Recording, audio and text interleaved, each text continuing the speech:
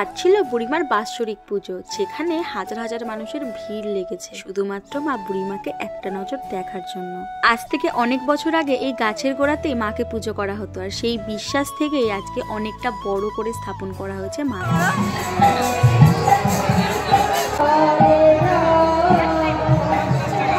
এদিকে মা চলে গেছিল মালসা ভোগের জন্য টোকন কাটতে, আর এখানে দেখো টোকন দিচ্ছিল, তার বিনিময়ে 50 টাকা নিচ্ছিল। আর এটা হচ্ছে সেই স্লিপ, আজকের পরের দিন এই স্লিপ দিয়েই কিন্তু মালসা দেবে। অন্যদিকে হাজার হাজার মানুষ মায়ের স্থানে বসে খিচুড়ি ভোগ খাচ্ছিল। আমরাও দেরি না করে মা, আমি আর জেঠি মিলে বসে পড়লাম খিচুড়ি ভোগ খেতে। এমন সুযোগ কি হাতছাড়া করা যায়? কখনোই না। তাই আমি আর মা মিলে খুব আনন্দ করতে করতে ভোগের জন্য অপেক্ষা করছিলাম।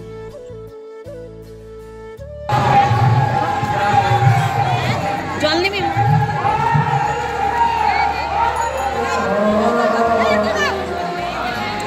তো ফাইনালি খিচুড়ি ভোগ পেয়ে গেলাম। আর এখানে দেখো, আমাকে দেখে মনে হবে আমি কাউকে আশীর্বাদ করছি, কিন্তু না, পেছনে আলোটা এতটাই পড়ছিল যে আমার মুখটা বোঝা যাচ্ছিল না, তাই জন্য আমি এই আলোটা ঢাকা দিচ্ছিলাম। আর এদিকে আমি ভোগটা পেয়ে গেছি, আর এটা প্রচন্ড গরম ছিল, তাই আমি অল্প অল্প করে খাচ্ছিলাম।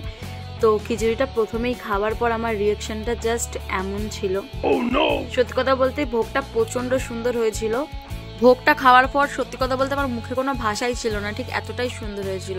তো মা একটা কথা বলে আমাকে, যে ভগবানকে যদি তুমি বিশ্বাস করে কোনো একটা জায়গায় মন থেকে যাও না, সেখানকার সব কিছু তোমার সাথে ভালো হবে। তো সেটাই আমার সাথে হয়েছিল। আমার পাশে একজন ছিল, সে বলছিল না ভালো হয়নি, বাট আমার খুব সুন্দর লেগেছিল। তারপর আমাদের খাওয়া দাওয়া শেষ হলে মা বলছিল যে বাড়ি যাবো, আর আমি মাকে বললাম যে না মা, আমি একটু অনুষ্ঠানে থাকবো।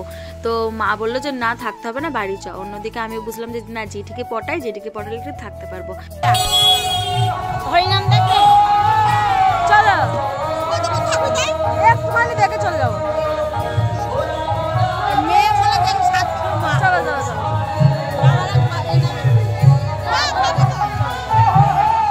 তো দেখতেই পেলে যে যেটিকে কী করে পটালাম, আমি এভাবেই পটাই।